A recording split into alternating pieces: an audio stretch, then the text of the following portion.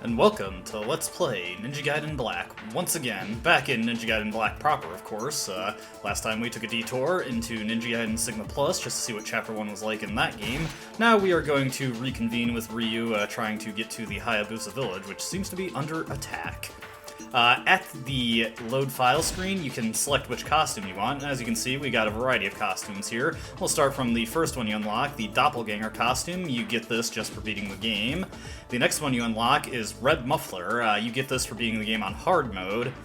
And also, this is the costume that Fiend Ryu wears if you are wearing the normal Doppelganger costume. We'll get into who Fiend Ryu is later on. Of course, we have the classic Ninja Gaiden 1 costume for Ryu, and this is his general appearance in all the NES games.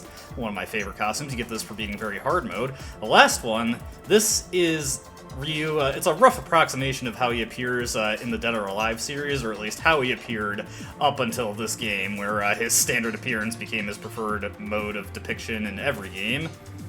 This one you do not get for beating the game on a given difficulty level. You get it for completing the bonus mission in the mission mode, Eternal Legend. We'll be going over that at the end of this Let's Play, but we will just continue using the standard costume for now, of course, and we will resume at the Ninja Fortress.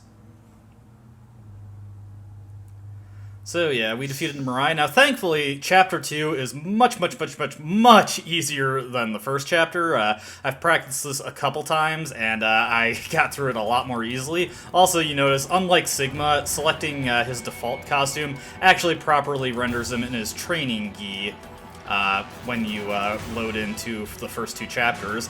Incidentally, there is a secret code to keep this costume for the rest of the game. I believe it's you have to hold the left trigger and the right trigger during the entire duration of selecting a new game from the menu through the difficulty and selecting your costume. Then you'll keep this gi on. Now, we do have one relatively tough fight at the start, so we're going to get the Lunar out. But for most of the stage, we're actually going to be using the Dragon Sword. It's a lot better at the enemies in the stage, and they're a lot chumpier than the Red Ninjas. However, speaking of Red Ninjas, coming into here, we get attacked by a couple on the way out. I guess going in my theory that the guys we attacked in the last chapter were not aware this was a training exercise, these guys are out for some revenge. This is something that only happens on Master Mode. In the other difficulty modes, the enemies are just gone for the Ninja Fortress, and you get to leave unmolested. Oof. Speaking of molested, yeesh. Yeah, that's how it goes sometimes.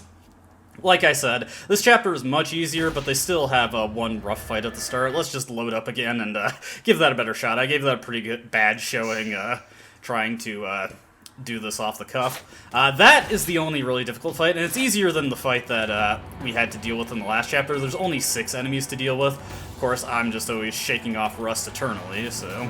one thing to watch out for in Ninja Gaiden Black is that trapdoor is still active in this chapter, so you can end up getting sent on a trip through the caverns if you walk over it. Pretty silly. In Sigma, which we'll be seeing, it doesn't open up in this chapter. Oof. As you can see, I use the invincibility of the wall attack there to cancel the damage from the explosion. Now, if I can, I do want to hit these guys with an ultimate technique, just to get a little bit more essence. Yeah, I couldn't pull it off there. Oh, jeez. Yeesh. Yeah, that's the danger of doing the wall attack not intelligently. Sometimes you'll just get caught in the air like that.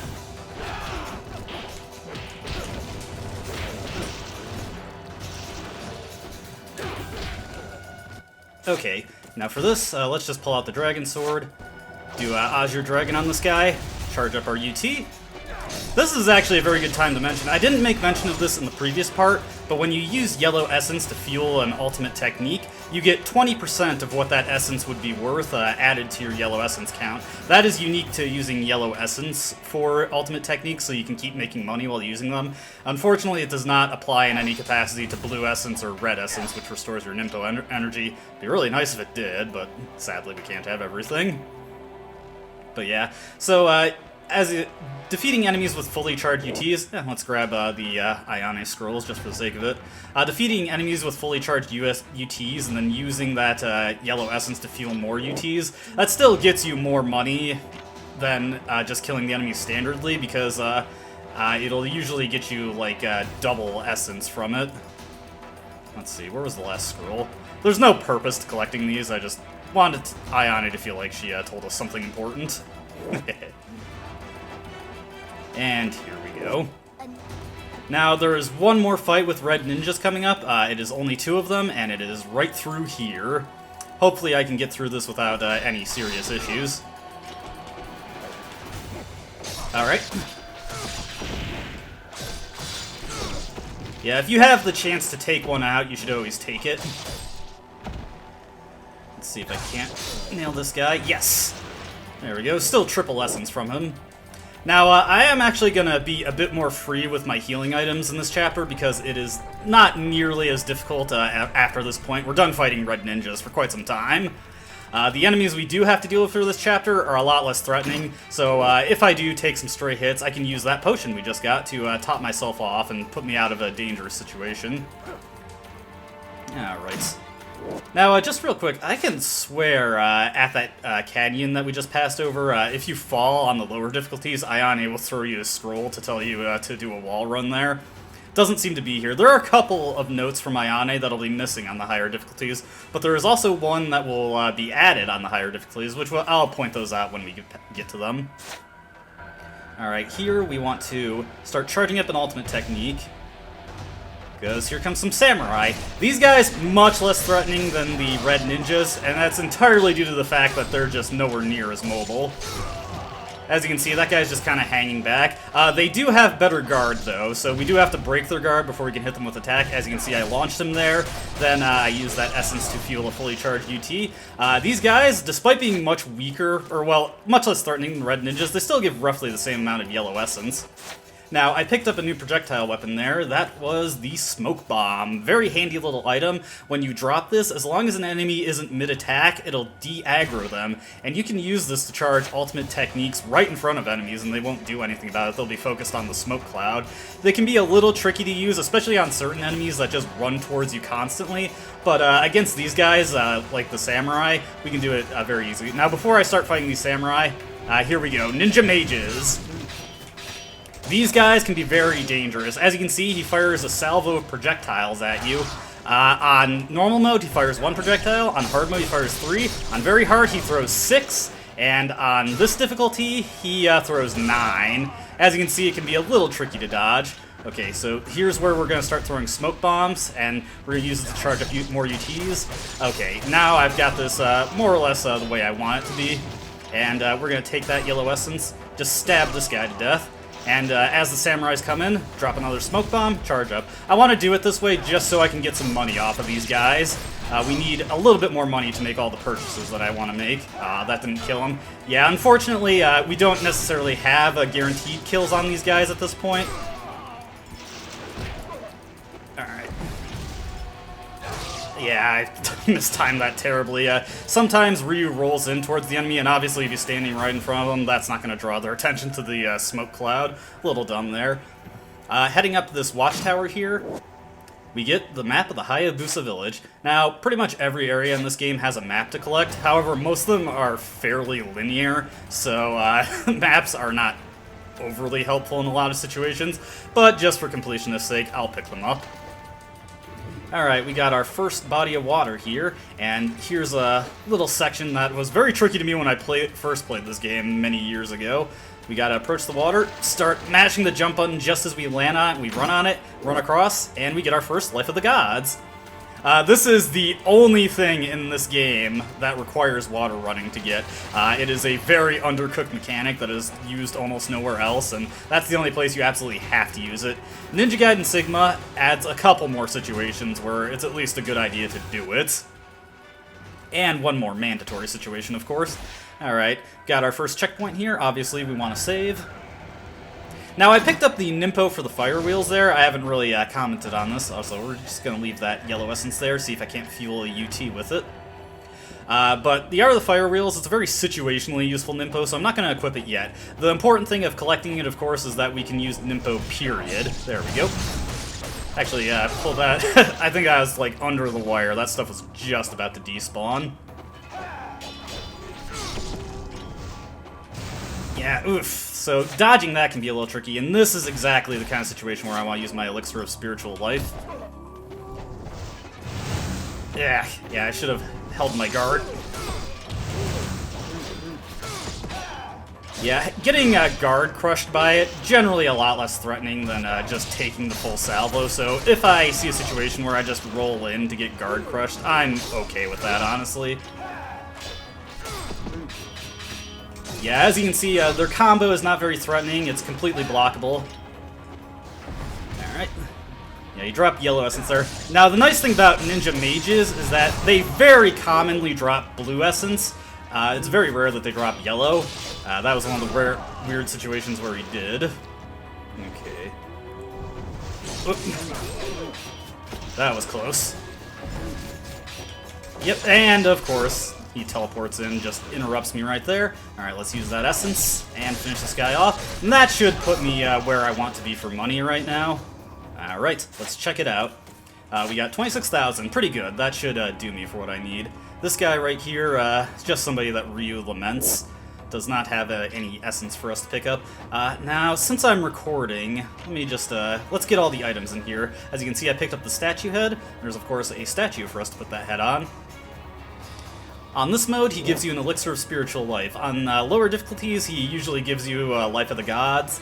Honestly, I kind of prefer the Elixir of Spiritual Life at this point. I mentioned in the last video, but you need 9 Lives of the Gods in order to give yourself a health boost. Now, this is not that encounter we just did is not a respawning one, so just to save myself some frustration if I screw up on one of the upcoming sections, let's make a new checkpoint for ourselves here. As always, you have to save to make the checkpoints in this game. You cannot just die and then continue in the most convenient location. And unfortunately, that was something that held true for Ninja Gaiden 2 also. Now that we've got all the stuff in the village, let's head up through this window and...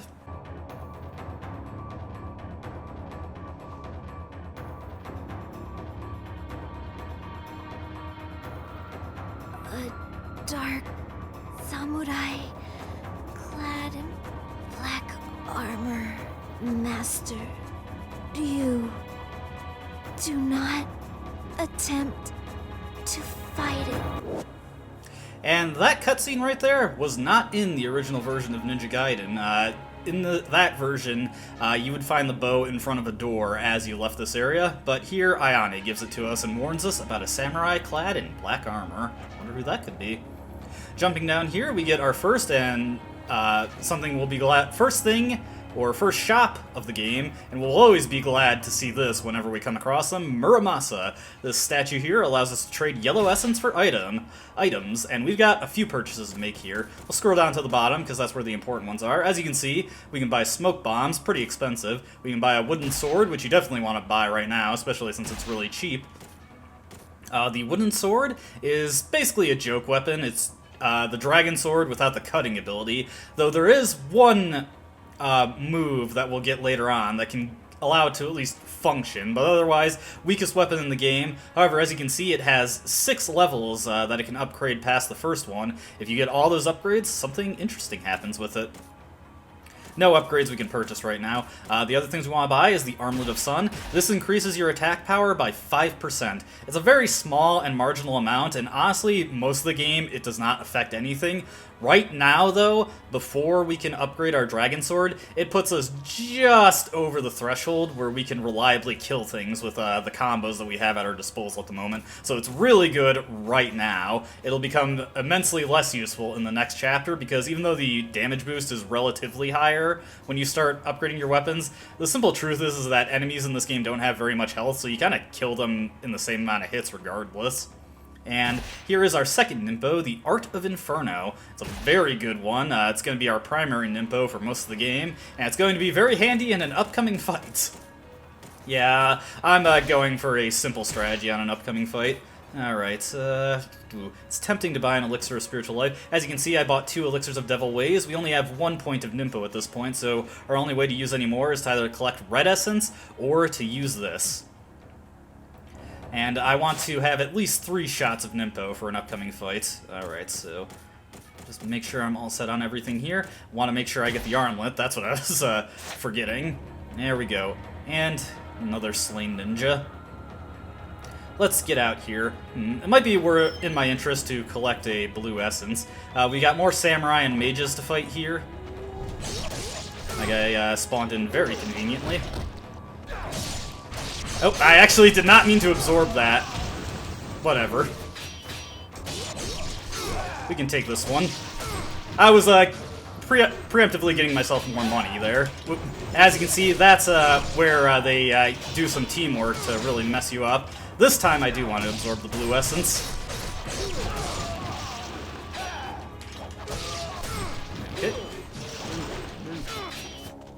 But yeah, the samurais have a lot of guard-breaking attacks, so that's really where they become dangerous, is when they work in tandem with the mages, who are just chipping you out.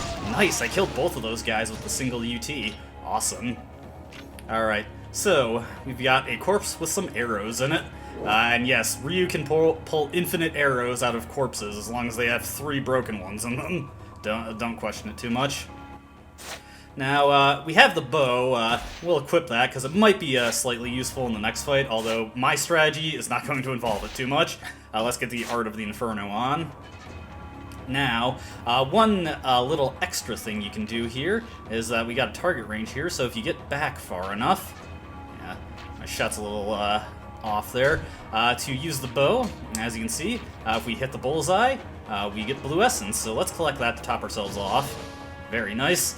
To use the bow, you just press B, Ryu will ready it. If you move the analog stick, you'll go into a first-person view where you can freely aim it. Press the right trigger to zoom in, press the right trigger again to zoom out, and you can cancel it with a block. I mentioned this because it's kind of important to know for Ninja Gaiden Sigma Plus specifically, and how, well, we'll get to that when we get to this chapter in Ninja Gaiden Sigma Plus. For right now, though, we're going to get attacked by horsemen. Now, we want this spear guy to run right at us. Alright, come for me, buddy. Oh, I messed up. Okay, he was agreeable for me and just ran into me like an idiot. Okay, let's use this yellow essence to finish this guy off. Now, I want to get the Elixir of Devil Way used. And actually, this guy is located very conveniently. Oh, never mind, not so convenient.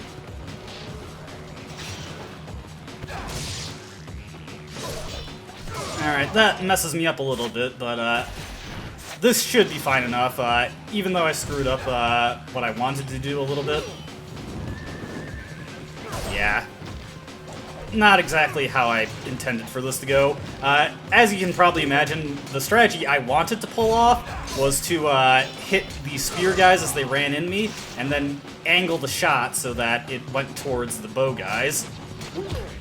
And get the on-landing absorption there. Unfortunately, gonna have to use an Elixir of Spiritual Life. Thankfully, in this version of the game, you only have to deal with, what is it, 6 of these guys. It's a lot worse in... there goes Ryu's auto-targeting screwing up on me. Yeah, this is going badly. Alright, let's do a little trick here. As you can see, you can hang in this little corner, and the archer is not able to hit you quite as well, so you can charge up UTs. I do get a little nervous when those arrows get close. Ugh. And on Sigma, this is the preferred strategy to do. Okay, that puts us in a lot better situation. Alright. Let's see if I can't hit this guy. Yeah, you have to hit him with about 2 to 3 arrows to knock him off the horse, and that's the intended way to get through this fight. But obviously that is not very fun, nuts to that. We're just gonna cheese it with Ninpo. I did not do that as cleanly as you possibly could, but oh well. But yeah, we're actually at the end of the chapter right now, 20 minutes into the video compared to like the 35 minutes in that it was for Chapter 1, and the hour of recording that I took. I haven't had to make a single cut yet. Very nice. Alright, let's, got a save point right here, so let's update our checkpoint. As you can see, we got another ninja corpse here. Now, the way we need to go is onto that bridge, but first off, let's pick the Great Spirit Elixir off this guy. We can take a quick detour into the graveyard. There is no reason to do this, but hey, let's check it out, just to be thorough. Now, inside this graveyard, there is not really anything for you. You can have Ryu lament the death of his fellows in the Hayabusa Village. But otherwise, there's nothing for you to see here. However, there's a weird stone circle. Weird. I'm sure that won't ever be relevant. But yeah, just a little side area to check out. You don't have to come in here.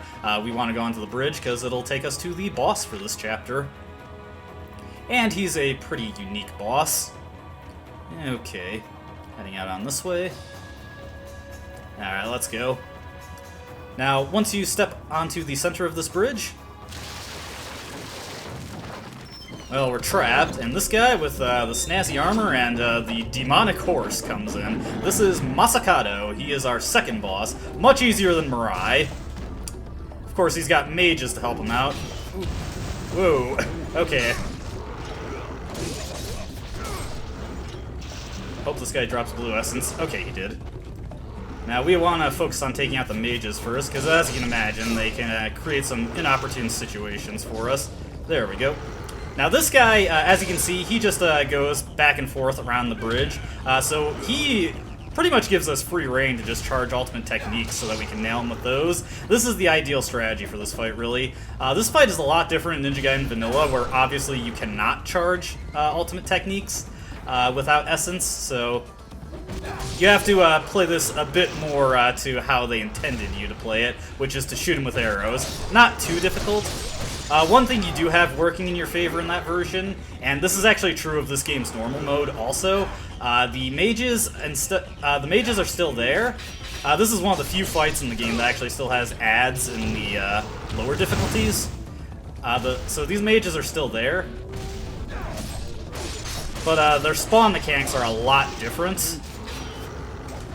There's like a really large number of them, like 16 to 20 I think, and they just spawn in instantaneously when the previous ones die. That was probably a needless spirit elixir, but always better safe than sorry. Hey, topped off my Ninpo, which is not going to matter for this fight, but it will matter slightly for the end of stage results, just to look pretty. You don't always get that. They have decent chances of dropping red essence, but not guaranteed, which is basically true of everything in this game. Oof. Yeah. Now this guy, he is basically a regular samurai, but he hits really hard, so don't take him lightly. Yeah, as you can see, oof.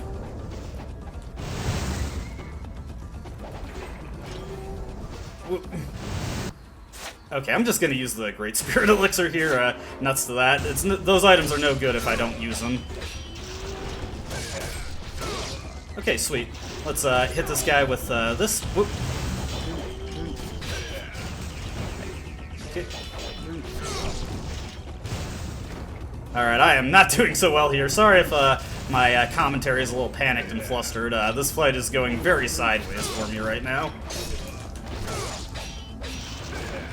Oop. Now that will actually connect on him.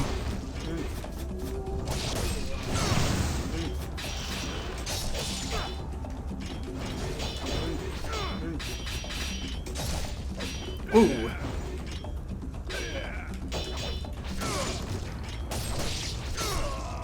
Okay, we killed him. Oof, that was rough. It also killed his mages. They seem to follow the conventional spawn tactics for this fight on normal mode. After we defeat him, we get the Life of the Gods. The treasure you get here varies a ton depending on the mode. Sometimes it's the counterattack scroll, sometimes I think it might even be like a Talisman of Rebirth on the lower difficulty, or no, I think it's on normal mode. No, I think it's counterattacks. It just varies what it is. Now, going through that door right there will take us to the end of level cutscene, and I need to make a quick disclaimer here. You're going to notice that the video frame rate is going to be very choppy. That is not your internet messing up, and that is not my recording. For convenience sake, I'm playing this game on an Xbox 360, and for whatever reason, the FMVs that Team Ninja put in their games for the Xbox era, they do not emulate properly on the Xbox 360, and they have really choppy frame rates for some reason. Now, to get around this, I recorded the FMVs in Ninja Gaiden Sigma Plus on my very hard playthrough, and I'm going to splice those in at the relevant cutscenes, but for this very first one, it is actually not fully present in Ninja Gaiden Sigma Plus, and trying to splice in the part that is present would just look even more awkward. So this upcoming cutscene is going to be really choppy. There's going to be another FMV coming up right after it, but that one's not going to be as bad because I can just easily splice it in. Alright, with that disclaimer out of the way, let's actually watch the stupid cutscene.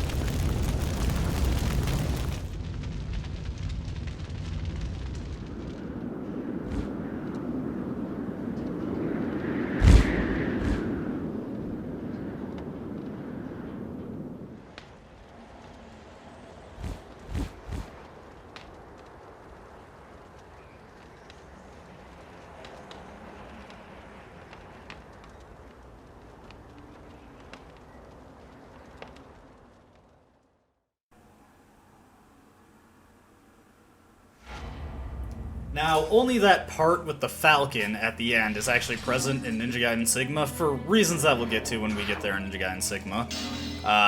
Now, you might be a little unclear as to what happened there. Ryu did in fact die in his battle against the Black Armor Samurai. However, he was revived by his guardian spirit, which was represented by that Falcon. Apparently, his destiny is far greater than that of anybody else in the Hayabusa Village, so he gets a guardian spirit. Makes sense. Hey, Master Ninja, don't expect to see this in every chapter.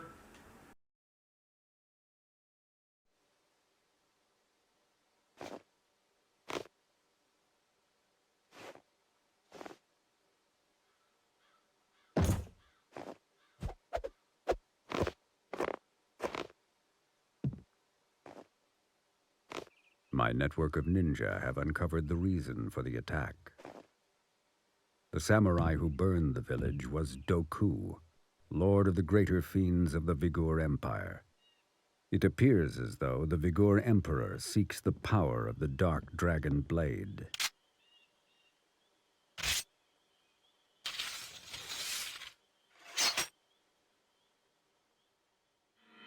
Doku.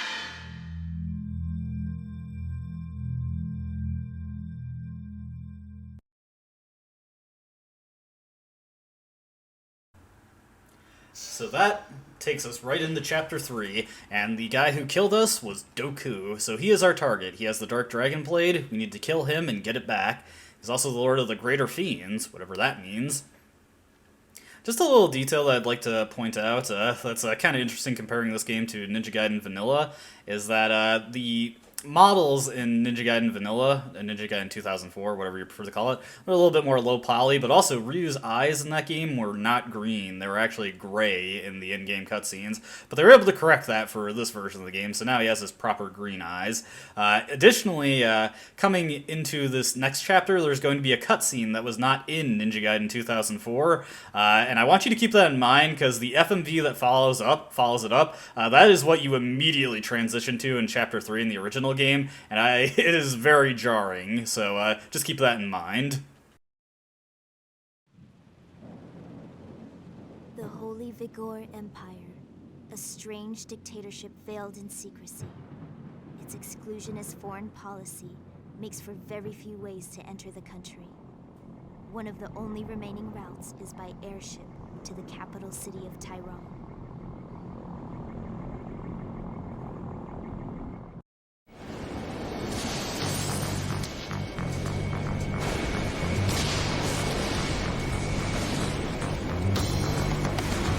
We've received reports of a hostile malefactor crossing the Vigor border. A search will be conducted immediately. Maintain current course and velocity. I repeat, maintain current course and velocity. We've received reports of a hostile malefactor.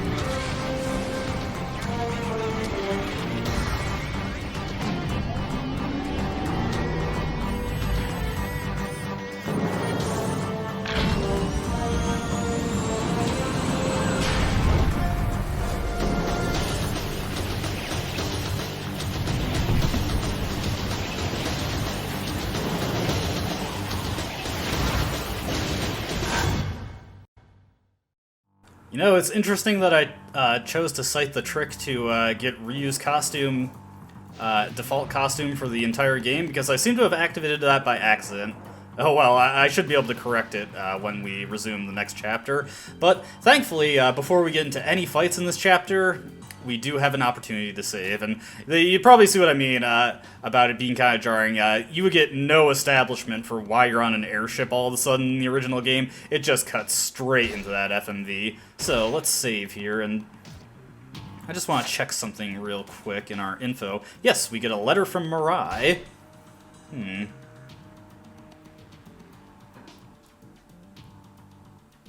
Well, Mirai seems weirdly adamant that we should just go about killing tons of people. Kinda strange. Whatever. But we will save that for the next chapter. Though, of course, before we do that, we will detour into Ninja Gaiden Sigma, of course, and check out what Chapter 2 is like in that version of the game. As always, I hope you enjoyed watching, and I hope to see you next time. Until then, goodbye.